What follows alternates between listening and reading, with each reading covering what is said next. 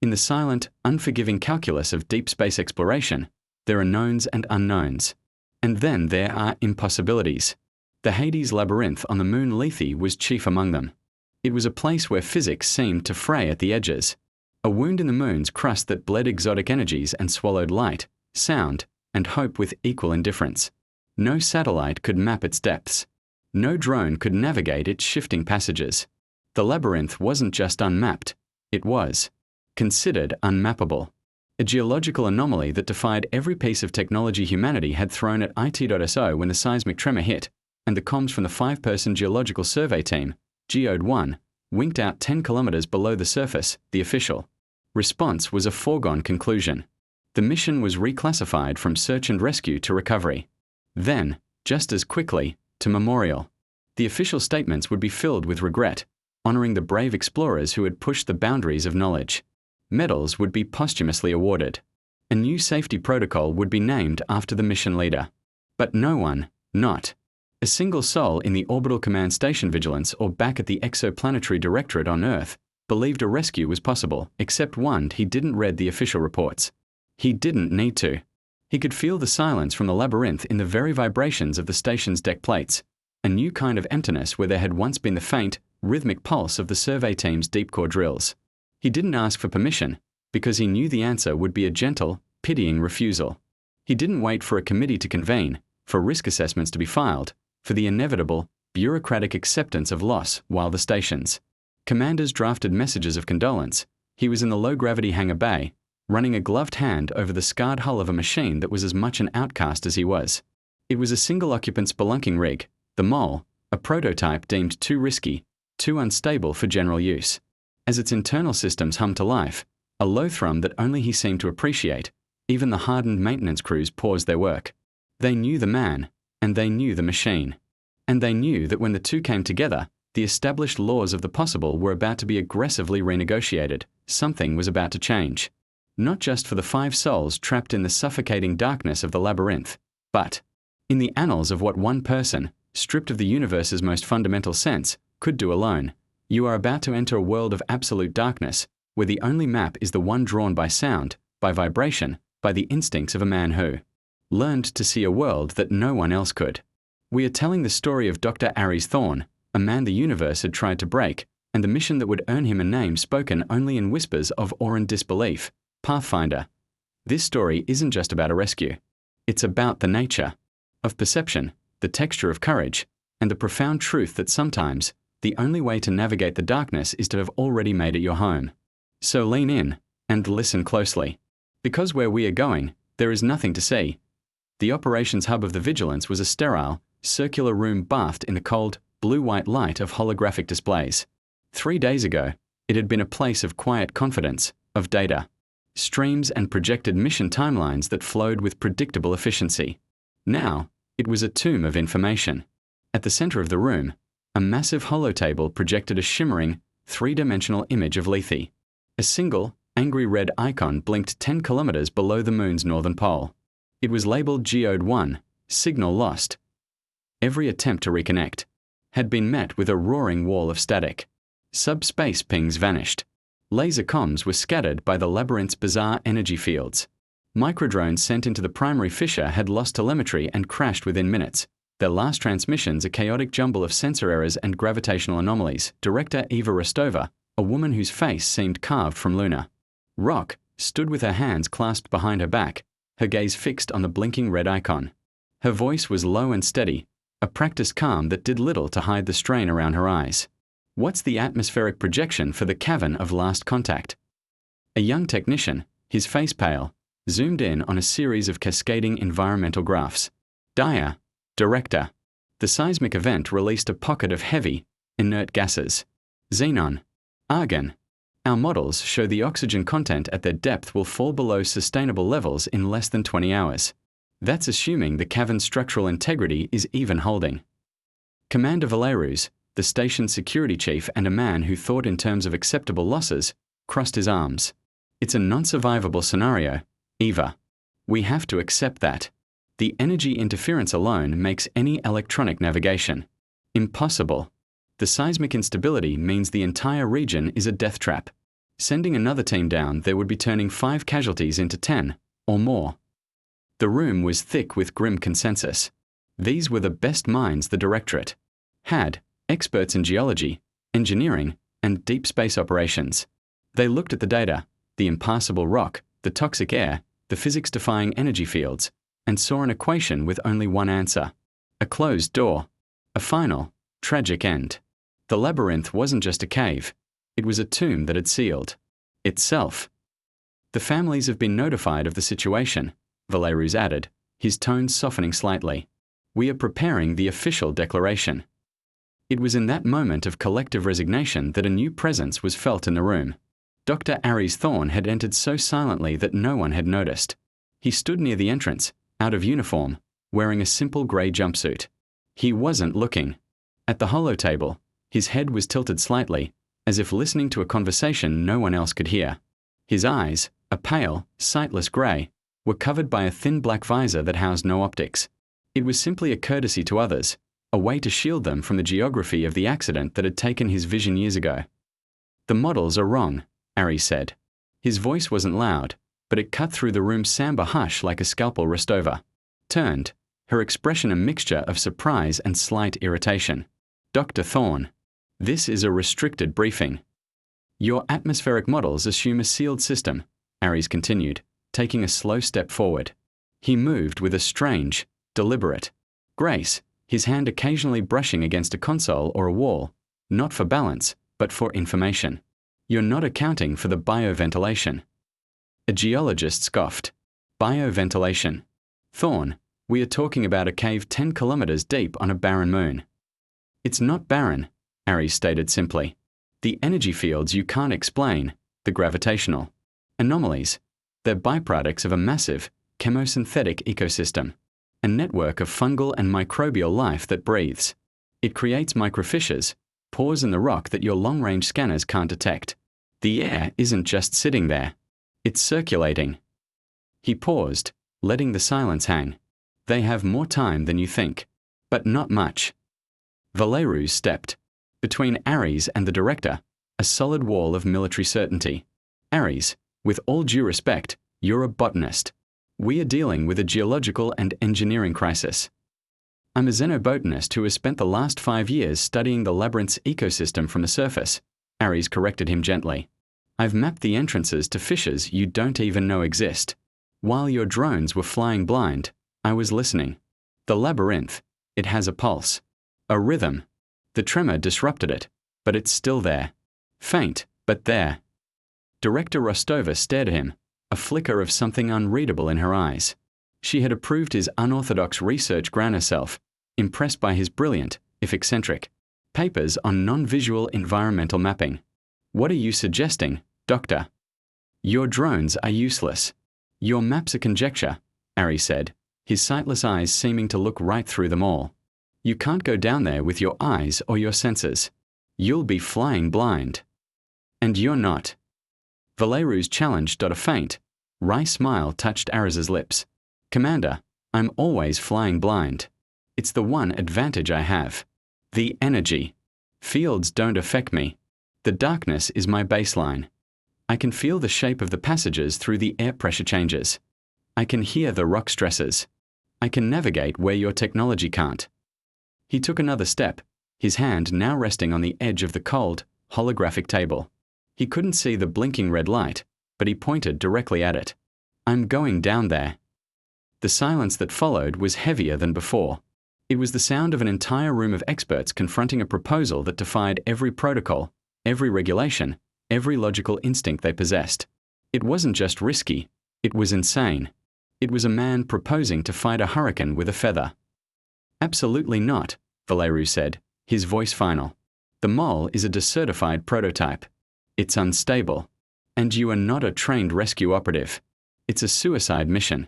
I won't authorize it. Rostova didn't speak. She just looked at Aries, at the quiet, unshakable certainty in his posture. She saw the man who had lost his sight in a cave on Mars only to re-emerge years later with a revolutionary theory of sensory perception. He had turned his greatest weakness into an unparalleled strength. He was proposing to enter a realm of pure darkness and chaos, a place that had defeated there. Best technology, armed with nothing but his damaged body and a condemned machine. You don't have to authorize it, Commander, Ari said softly, turning to leave. You just have to decide if you're going to stand in my way. The hangar bay was cold, a vast cavern of polished metal and shadowed machinery. The mole sat in a cordoned-off section, a pariah even among the station's utilitarian vehicles. It didn't look like a rescue craft. It was a dense, tungsten carbide sphere, barely 3 meters in diameter, studded with articulated limbs tipped with drills, claws, and microthrusters. It had no windows, no viewports. It had been designed for a single pilot to burrow through solid rock, navigating by seismic sensors that had proven catastrophically unreliable in the labyrinth's chaotic energy fields. It was a failed dream, a multi-billion credit paperweight Ares. Was already halfway through his pre-flight check when the hangar doors hissed open and Director Rostova walked in alone. Her footsteps echoed in the immense space. She stopped a few feet from the mole, her arms crossed, her expression stern. My chief engineer tells me the mole's primary gyro stabilizer is offline, she said, her voice flat. He says that in a high-turbulence environment, it will handle like a brick in a washing machine. He's not wrong, Ares replied without looking. Up from the power conduit he was inspecting. The magnetic gyros are useless in the labyrinth anyway. They just chase ghosts. I'll be flying on manual thrusters and kinetic dampeners. It's better that way. More responsive. My medical officer tells me your neural interface link is unshielded, she continued, taking another step closer. The energy fields at that depth could cause synaptic feedback, seizures, hallucinations. The interface is for the seismic sensors, which I won't be using, Ari said, his voice patient. He straightened up, turning his head in her direction. The black visor made it impossible to know if he was looking at her, but she felt his full attention. I'll be relying on the haptic and acoustic feedback systems. My own sensors, amplified. The fields can't touch that. Rostova let out a slow, frustrated breath. Ares, listen to me. Valerus is already moving to have you confined to quarters. He thinks you're suffering from traumatic transference, that this mission is a reckless attempt to rectify what happened to you on Mars. He's making a compelling case. Every expert, every piece of data, says this is impossible. They're the same experts who said a man couldn't map a cave system using only the echoes from his own heartbeat, Ares countered softly. Data is only a record of what's been done before, Eva. It says nothing about what can be done for the first time. He ran his bare hand over the cold, pitted surface of the mole. This machine failed because it was given to pilots who trusted their eyes. They couldn't reconcile what their screens were telling them with what they were seeing. But for me, there is no conflict. The feedback is pure. The machine and I speak the same language. The language of pressure, vibration, and sound. In that darkness, it's not a failed prototype. It's the only thing that can work. Rostova's professional mask finally cracked. The director vanished, and the woman who had signed off on his research, who had read his lonely, brilliant reports from the edge of the labyrinth, emerged. Why, Ares? Why you? This isn't your responsibility. You're a scientist, not a rescuer. This was the real question, the one that hung in the air, heavier than any technical objection. He turned fully toward her, and for a long moment, the only sound was the faint hum of the station's life support. Do you know what it's like in there, Eva? He asked, his voice dropping to a near whisper. When the rock comes down and the lights go out, it's not the fear of dying that gets to you. It's the silence, the absolute, profound loneliness. You feel the weight of a world on top of you, and you realize that no one is coming. No one can come. You shout, and the darkness just swallows the sound. Your existence shrinks to the space your body occupies, and then it shrinks further into the confines of your own mind. He paused, and the air in the hangar seemed to grow. Colder. That's where they are right now. In that silence. They're probably not even trying to call for help anymore. They're just waiting, listening, hoping to hear something other than the creak of rock and their own breathing. He pointed, a thumb back at the mole. That machine, with its drills and thrusters, makes a lot of noise. It's a loud, ugly, beautiful thing. And when they hear it, they'll know they're not alone anymore. They'll know someone is coming. He took a step closer to her, his voice low and intense. That's a sound I would have given anything to hear in. My own darkness on Mars. Those 5 people are in the one place in the universe I am uniquely qualified to go. My entire life, everything I've lost, everything I've learned since, it's all led me to this single moment. This isn't a choice, Eva. It's an obligation. I'm not going down there to be a hero. I'm going down there because I'm the only one who knows the way. A silence stretched between them. Rostova looked from Ariz's determined face to the monstrous, silent machine behind him. She saw the logic, cold and clear beneath the passion. He had turned a disability into a tool. He had made a weapon of his own trauma. The mission was still impossible by every metric she had. But the metrics, she was finally beginning to understand, were the problem. They were the wrong language. Ares was offering to translate. Her comlink chimed. It was Valeru's. Director, my team is on its way to the hangar bay. Do I have your authorization to detain Dr. Thorne? Rostova looked at Ares, then at the sealed hatch of the mole. She raised her wrist to her mouth. Negative. Commander. Stand. Your team down. Eva, what are you? You're right, she said, cutting him off, her voice ringing with newfound authority. Dr. Thorne is not a trained rescue operative. He's a specialist. And this is a specialist mission. You are to give him full logistical support. Get his machine loaded and prepped for launch. Now. She turned off the link before Valerus could protest. She looked at Ares, her face a mask of grim resolve. The official log will state that I have authorized a drone-based reconnaissance mission, using the mole prototype to test its sensor capabilities in the labyrinth. You, Dr. Thorne, are listed as its civilian technical advisor. Your presence inside the craft is an unfortunate oversight that will be dealt with upon your return. Do you understand? A genuine, brilliant smile finally broke through Ariz's calm exterior. Perfectly. Director. Thank you. Don't thank me, she said, her voice tight. Just come back and bring my people home. That's the plan, he said, turning back to his machine. It's always been the plan. With Rostova's order, the hangar bay transformed. The hushed stillness erupted into a controlled storm of activity. Valerus, though audibly furious over the comm, was a professional. His orders were crisp and efficient. The cordon around the mole came down. A heavy lift grav sled hummed to life, gliding toward the spherical craft. Maintenance crews, who had moments before been watching from a distance, now swarmed the machine with a new sense of purpose. Ares directed the controlled chaos with quiet precision.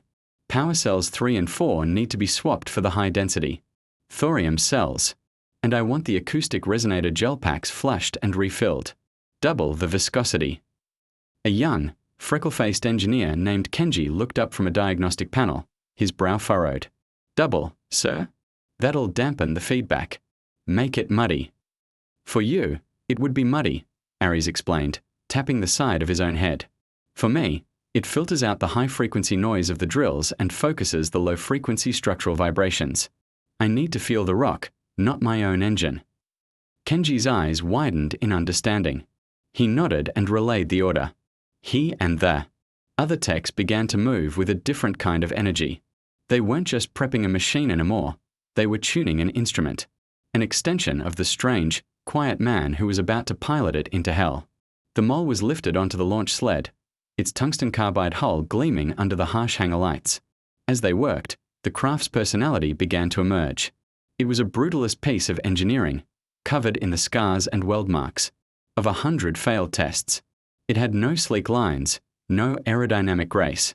It was built to punch through walls, not to soar. The crew had nicknamed it the Tick, for its habit of latching onto rock faces and stubbornly refusing to let go. But to Ares, it was something more. It was a second skin. He moved around it, his hands tracing its surfaces, his connection to their machines seeming to go beyond the physical. He wasn't just checking systems. He was communing with IT. As the final power couplings were being attached, Kenji jogged over to him, holding a small, metallic disc in his glove hand. Sir, we found this, Kenji said, holding it out. It's your old mission patch from the Mars expedition, the A-10. It was in the mole's original diagnostic kit. We thought you might want it. Ares reached out, his fingers finding the disc. He ran his thumb over the raised surface, feeling the familiar etching of the red planet with a single, deep canyon carved into it, the very canyon that had taken his sight. For a moment, a shadow passed over his features, a memory of crushing weight and absolute darkness. "We remember the stories, sir," Kenji said quietly, "about how you guided the other survivors out, how you navigated 3 kilometers of collapsed tunnels in the dark. We know why they started calling you Pathfinder." Ares closed his hand around the patch, the cold metal a stark reminder of both his greatest failure and his greatest triumph. He nodded once, a gesture of acknowledgement that felt heavier than words. "Thank you, Kenji." He didn't put it on his suit. Instead, he asked for the primary access panel to the mole's cockpit to be opened one last time. Inside, he found a small, empty recess next to the pilot's haptic feedback controls and carefully wedged the patch into it. A silent, personal reminder of where he'd been and why he had to go back into the dark. Finally, it was time. He pulled on the form-fitting pilot suit, the fabric laced with microcapillaries that would circulate coolant and monitor his vitals. The helmet was the last piece. As it was lowered over his head, the world outside was sealed away. The sounds of the hangar bay were replaced by the soft hiss of his own life support. The hatch to the mole opened with a deep sigh of hydraulics. The cockpit was a cramped, padded sphere, devoid of screens or windows. The pilot's chair was a complex web of harnesses and Neuralink ports, surrounded by a series of concentric metal rings that served as the flight controls. It was less like a cockpit and more like the inside of a sensory deprivation tank designed by an orchestra conductor. Ares settled into the chair, the familiar contours molding to his body. His hands found the control rings. As the harness locked him into place, a series of probes extended from the chair, gently making contact with his temples and the base of his skull. The interface hummed to life, but he wasn't activating the ship's dead sensors. He was connecting to its body. The haptic feedback system came online, and suddenly, he could feel the machine around him. A low vibration in his spine told him the power cells were at optimal charge. A subtle pressure against his left side was the grav sled maneuvering them toward the launch bay. He could feel the slight dip in the hangar floor plates beneath them, the hum of the magnetic launch rails charging. His world expanded from the confines of his own body to encompass the entire 3-meter sphere of the mole. He was the ghost in the machine outside. Director Rostova watched on a monitor as the launch bay doors irised open, revealing the black, star-dusted void of space and the marbled, grey-blue sphere of Lethe below. The mole was positioned on the magnetic accelerator. "Pathfinder, this is Vigilance." Rostova's voice came through his comm, clear and steady. "All systems are green on our end. You are cleared for launch on your mark." Ares took a single, slow breath, calming his heart. The muscle memory took over, his hands gliding over the control rings, his mind sinking into the machine. The universe outside, the station, the politics, the doubt, it all fell away. There was only the mission, the darkness, and the silence he had to break. He exhaled. "Vigilance, this is Pathfinder," he radioed back, his voice calm and resolute. "Mark, send me home." With a silent, violent surge of magnetic force, the mole was flung from a station. It didn't roar to life.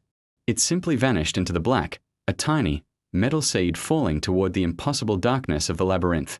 On the Vigilance's main screen, its icon was a single, defiant point of green light, descending toward a place from which nothing had ever returned. Long before the universe knew him as Pathfinder, before the whispers in the corridors of the Exoplanetary Directorate turned his name into a legend, Ares Thorne was just another brilliant mind on a long list of overachievers assigned to the A-10 Martian geological mission.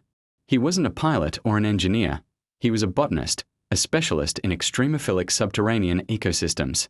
His colleagues saw him as quiet, intense, and obsessively focused. They mistook his stillness for arrogance, his silence for a lack of social grace. They didn't understand that Ares wasn't just looking at the rock samples and soil data. He was listening to them. He was tracing the faint, almost imperceptible stories told by microbial life, by the way roots and fungi followed hidden water sources through the Martian crust. He was building maps in his head that had nothing to do with topographical surveys. His maps were of life, of systems, of the subtle, interconnected web that persisted even in the harshest of environments. The first time he stepped into a deep core drilling rig, a machine of brute force and overwhelming power, the mission's chief engineer made a note in his log: "Thorne seems disconnected, uncomfortable with the hardware. Keep him on analysis. They saw a man of theory, not practice. But Ares wasn't disconnected. He was overwhelmed. The rig's vibrations were a chaotic scream of information, the grinding of the drill. Head, the strain of the hydraulics, the groan of the rock, and he was trying to find the signal in the noise. It was during a deep survey of the Vales Marineris that everything changed. He was 3 kilometers underground with a team of 4 other specialists in a mobile geology lab, a small habitat connected to a network of newly drilled tunnels. Ares had been arguing with the mission geologist, Dr. Lena Petrova, for days. His seismic and biological sensors were picking up anomalies, micro-vibrations, a faint shift in subterranean gas pressures that suggested the rock around them was less stable than the official surveys indicated. The scans show this stratum is solid granite, Ares, Petrova had said, tapping a holographic map. It hasn't shifted in a million years. The scans are looking at the rock, Ares countered. I'm looking at the life inside the rock. There's a microbial bloom happening in these fissures. It's secreting acidic enzymes, weakening the structural integrity from within. The whole area is becoming porous, fragile. His warnings were noted, logged, and ultimately dismissed as the overcautious hypothesis of a botanist straying outside his field. They were categorized as unverifiable biological interference. The tremor that struck was not a violent, ground-shaking event. It was a soft, sickening lurch, a deep, resonant groan from the planet itself, as if it were tired of holding up the weight. The lights flickered, then died. The emergency power kicked in, casting the lab in a blood-red glow for a few seconds before a secondary shockwave hit. This one was different. It was a sharp, explosive crack, followed by the sound of 1 billion tons of rock surrendering to gravity. The world became a deafening roar of collapsing stone and screeching metal. Ares was thrown against a console. The last thing he saw was the ceiling fracturing, a web of black lines spreading across the reinforced plasteel. The last thing he heard was Petrova's scream. Then, the impact, and the darkness came. A darkness that was absolute. When he awoke, the first thing he registered was the silence. The roar was gone, replaced by a profound, suffocating quiet. The air was thick with dust that tasted of pulverized stone and burnt electronics. He tried to open his eyes, but the world remained black. He reached up and felt the sticky warmth of blood matting his hair and the jagged shards of a shattered console screen embedded around his eyes. The pain was a distant, secondary concern. The primary reality was the darkness. It wasn't just the absence of light, it was a physical presence. A weight. A weak groan came from nearby. "Lena," he croaked, his voice raspy. "I'm here." Petrova's voice was a strained whisper. "My leg. I think it's broken." The main tunnel collapsed. "We are sealed in." Over the next few hours, the horror of their situation became clear. 2 of the 5 team members were dead, crushed in the initial collapse. The lab was a mangled wreck, its main power offline, its comms destroyed. They were 3 survivors, trapped 3 kilometers deep in a tomb of their own making, with limited oxygen and no way to call for help. Panic began to set in. The other survivor, a young engineer named Marcus, was on the verge of a complete breakdown. But as the fear threatened to consume them, something was happening to Ares.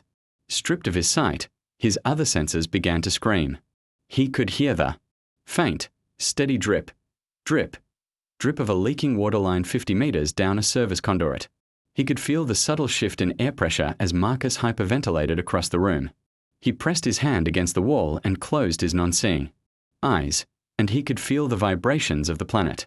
He could sense the deep, stable bedrock far below them, and he could sense the dangerously loose scree in the collapsed tunnel just beyond the lab's twisted hatch. The darkness wasn't an obstacle anymore. It was a canvas. And his senses were there. Paint. "There's a way out," he said, his voice cutting through the despair. "Don't be ridiculous, Ares," Petrova snapped, her voice tight with pain. "We are buried alive." "No," he said, pushing himself to his feet.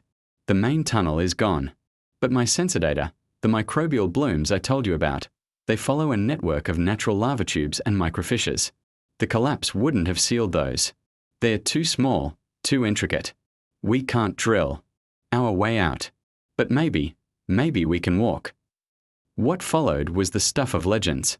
For 3 days, Ares Thorne, blinded and concussed, guided his two injured colleagues through a labyrinth of pitch-black tunnels, some so narrow they had to crawl on their bellies.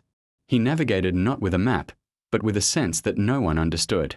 He would press his ear to the rock and listen for the echoes of their own movements.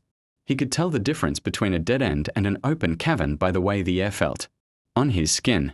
He found a hidden aquifer by following the sound of dripping water that only he could hear, saving them from dehydration though he became their eyes, their compass, their hope. He was no longer the quiet, disconnected scientist. He was a primal navigator, a creature of the dark. The name came later, from Marcus, in the official debrief after their miraculous rescue by a team that had been drilling toward their last known location and had stumbled upon the opening of a lava tube Ares had led them to. "We were lost," Marcus had told the investigators, his voice still shaking. Completely lost. Then Ares.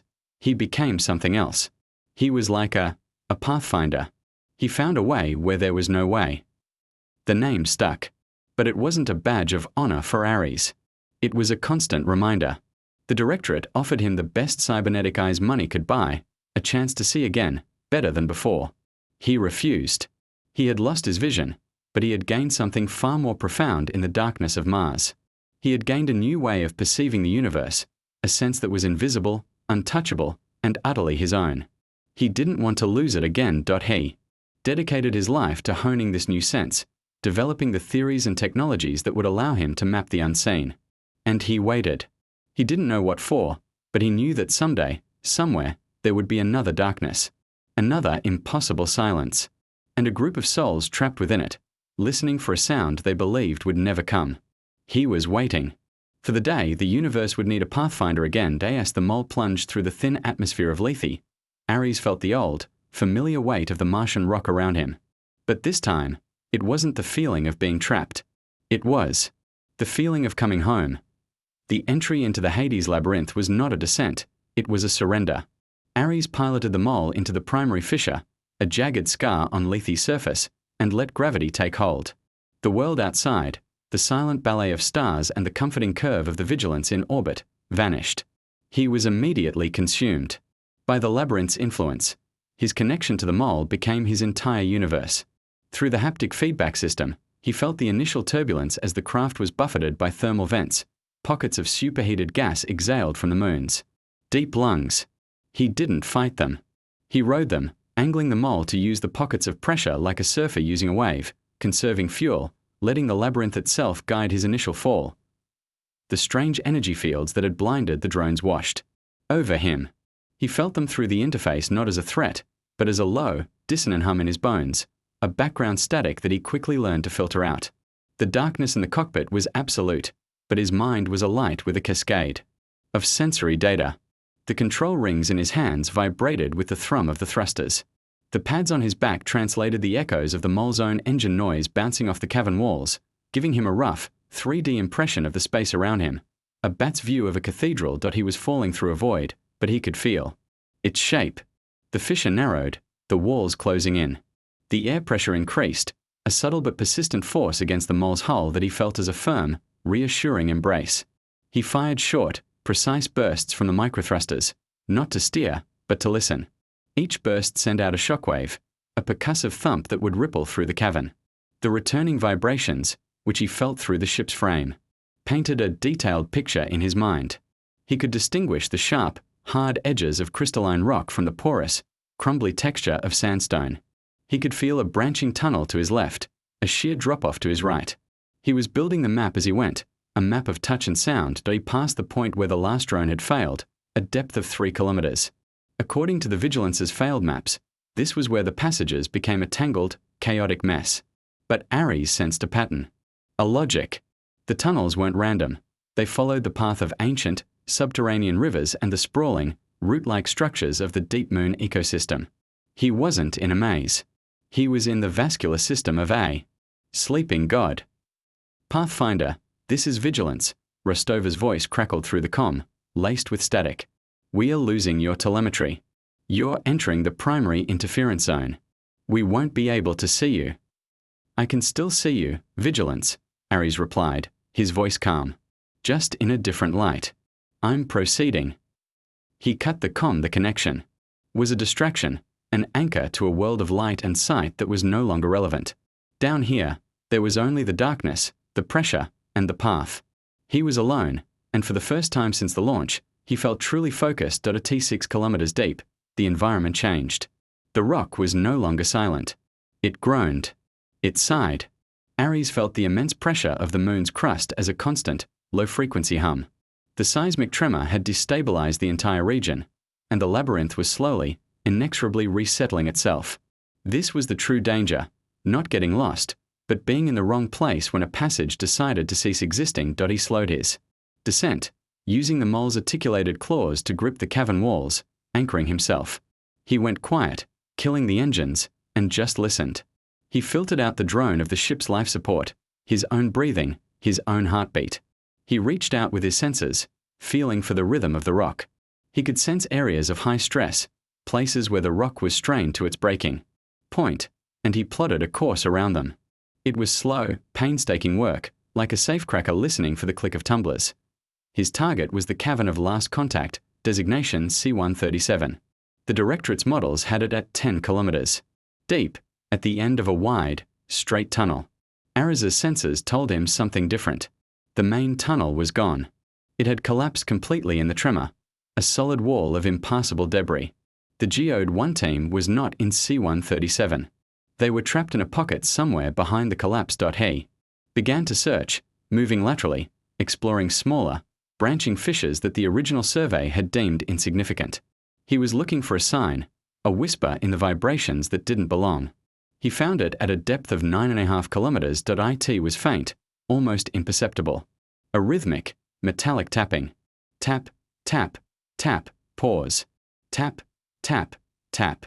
SOS. The sound was too weak to be transmitted, but the vibrations it created in the bedrock traveled. Ares felt it in the soles of his feet, a tiny, desperate pulse in the overwhelming symphony of the moon's groans. He had a location, but there was no direct path. Between him and the signal was a 300-meter wall of collapsed granite and basalt. He couldn't go around it. He would have to go through it. "All right, old friend," he whispered to the mole. "Time to do what you were built for." He positioned the craft, planting its rear claws deep into the cavern floor for stability. He extended the main drilling arm. The GAU-8 Avenger cannon on an A-10 Warthog was said to make a sound like God clearing his throat. The mole's plasma drill made a sound like a star screaming. He activated it. A blindingly bright, white-hot lance of energy erupted from the drill head, striking the rock wall. The sound was deafening, a high-frequency shriek that he had to consciously dampen through the interface. The vibration was immense, shaking the entire cavern. He didn't drill wildly. He moved the plasma cutter with surgical precision, carving a circle into the rock face, exploiting microfissures only he could sense. It was agonizingly slow work. He had to pause every few minutes to let the drill cool and to listen, ensuring his own work wasn't causing further instability. The mole's power cells, already drained by the descent, began to plummet. The tapping from the other side had stopped. He could only hope they hadn't given up, or that his own rescue attempt hadn't been the thing that brought the rest of the roof down on their heads. After 2 hours of drilling, he broke through. The final layer of rock crumbled, revealing a dark void beyond. A rush of air, stale and thin, gusted into the tunnel he had created. He had reached them. He maneuvered the mole through the newly cut passage. The cavern on the other side was smaller than he expected, a cramped, natural dome. And it was not empty. The geology lab, miraculously intact but battered, sat in the center. "Geode 1, this is Pathfinder," he broadcast on the open, short-range frequency. "Do you copy?" A burst of static, then a weak, incredulous voice. "Pathfinder? Is that real? We thought we were alone." It was the mission leader, Dr. Alara Vance. "We are real, Geode 1. I'm here to get you out. Report status." 5 alive, she reported, her voice gaining strength. 2 injured, leg fractures. We are low on oxygen, very low. How did you find us? "I heard you knocking," Ares replied simply. "Get your wounded ready for transport. My craft can only carry 2 passengers at a time in the external emergency cradles. It's going to be a tight squeeze." As he was talking, a new sensation rippled through the mole's frame. A deep, resonant thrum. It wasn't the settling of rock. It was something else. Something biological. What was that?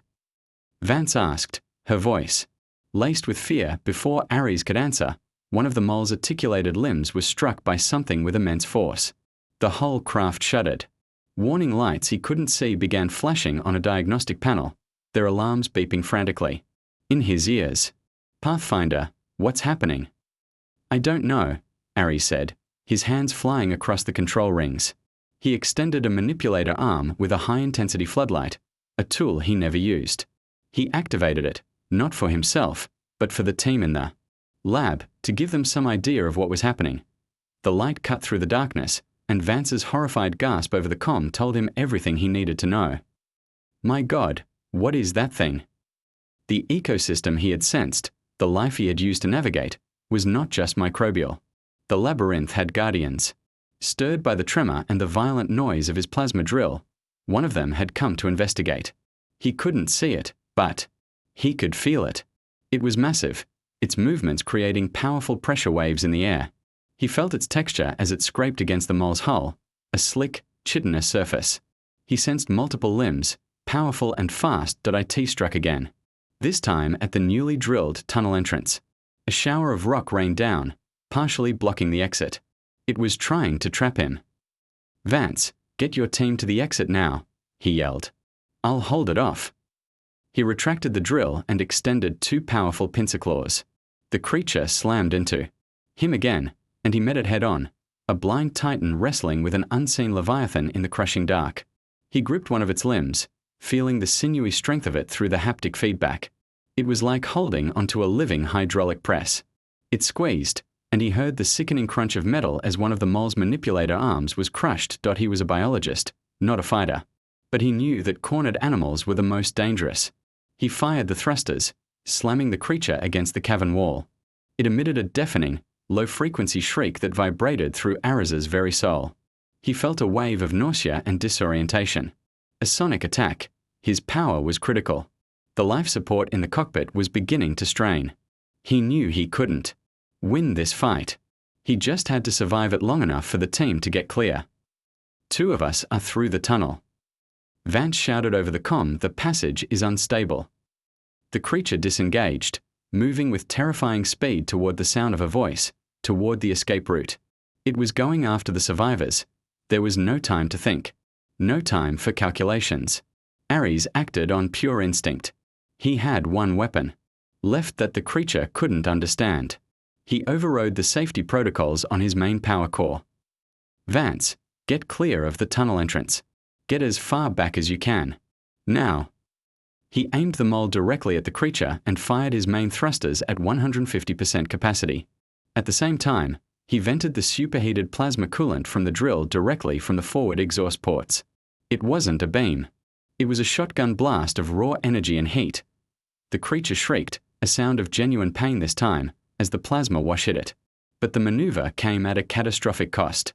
The power core overloaded. Every system in the mole died at once. The haptic feedback, his connection to the machine, his very senses, all gone. He was plunged into a silence he hadn't known since Mars. He was no longer the ghost in the machine. He was just a man in a dead, metal sphere, blind and deaf to the world outside, trapped 10 kilometers beneath the surface of an alien moon. He had saved them, but in doing so, he had taken their place in the tomb. He could only hope they made it out. For the survivors of Geode 1, the ascent was a fever dream. They scrambled through the narrow, freshly cut tunnel, the screams of the unseen monster and the roar of their rescuer's machine echoing behind them.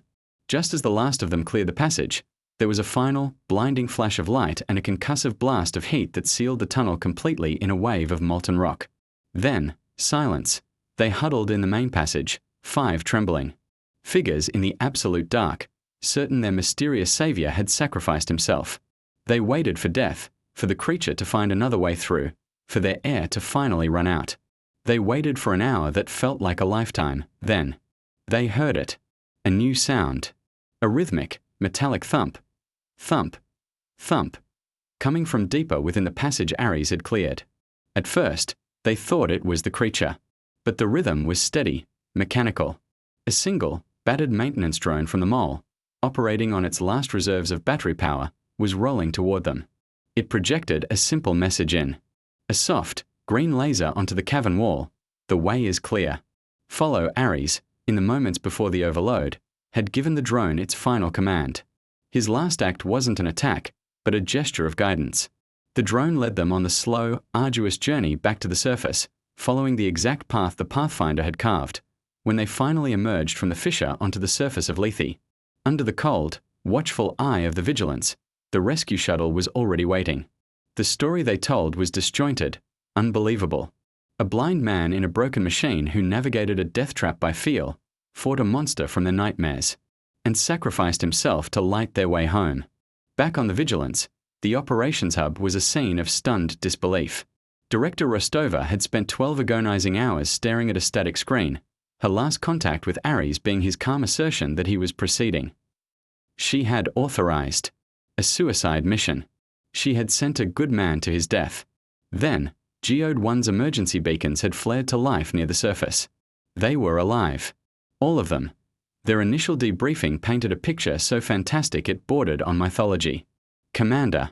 Valerus listened, his skepticism slowly eroding, replaced by a grudging, profound respect. He fought a what? We never saw it clearly, Dr. Vance said, her voice still trembling. It was huge, fast. All we saw was the light from his machine and the shadows it cast. Ares. Pathfinder. He put his ship between it and us. He saved us. The official report was a nightmare for the Directorate's bureaucrats. How do you file a report on a mission that was never officially authorized, carried out by a civilian in a decertified vehicle, who succeeded by using a sense that couldn't be quantified, and ended by fighting a creature whose existence was unverified? They tried to bury it in jargon. The rescue was credited to unorthodox navigational techniques and the fortuitous use of geological clearing equipment. The creature was classified as a hostile biological entity, pending further study. But the real story, the one told in hushed tones in the station's mess hall and on encrypted channels back to Earth, was spreading like wildfire. They called it the Pathfinder Manueva, not the flight, but the sacrifice. The story of the blind man who became a lighthouse in the dark. For 2 weeks, Ares Thorne was presumed dead. His name was added to the memorial wall on the Vigilance. Director Rostova personally wrote a letter to his next of kin, a distant cousin. He hadn't spoken to in years. Then, a long-range listening post picked up a faint, repeating signal from Lethe. It wasn't a radio wave. It was a seismic pulse, tapping out a simple, elegant mathematical prime number sequence into the moon's crust. It was a signal that could only be artificial. It was coming from 10 kilometers deep. A new mission was launched, a full-scale engineering and security operation this time. They followed the signal to a sealed-off cavern, where they found the mole, silent and powerless, it hull-scarred and dented. They cut through the hatch and found Ares inside, unconscious from hypoxia, but alive. He had survived for 2 weeks by putting himself into a deep meditative trance, lowering his metabolism to near hibernation levels, and using the last dregs of power in a single capacitor to send out a distress call using a low-frequency percussive.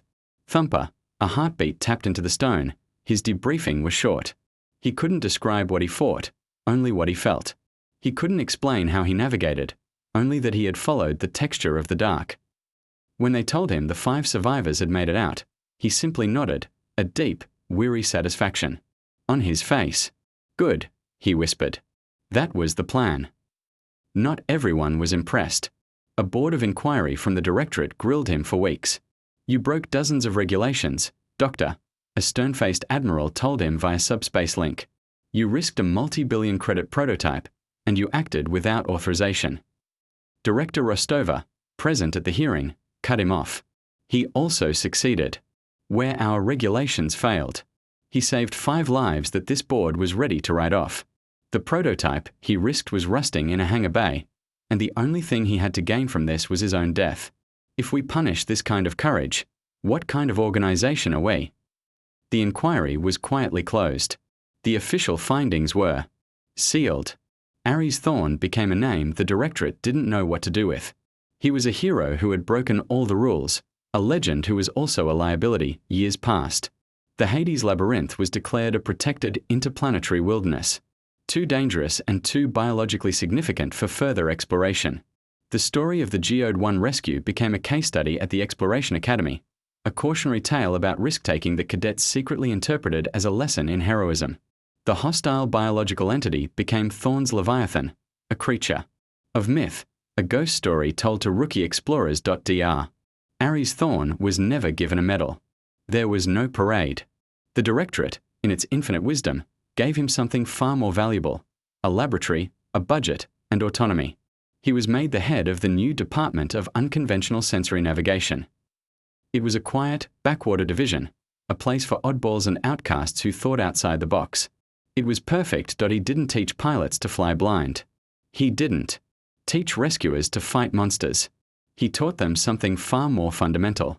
He taught them to listen. He taught geologists to feel the stories in the rock, engineers to hear the language of their machines, and explorers to trust the senses that technology often dulled. He taught them that a map was not the territory, and that data could sometimes be the most effective way to lie to yourself. His new cockpit was a classroom, a vast, spherical chamber where he could manipulate sound, pressure, and vibration to simulate any environment in the known galaxy.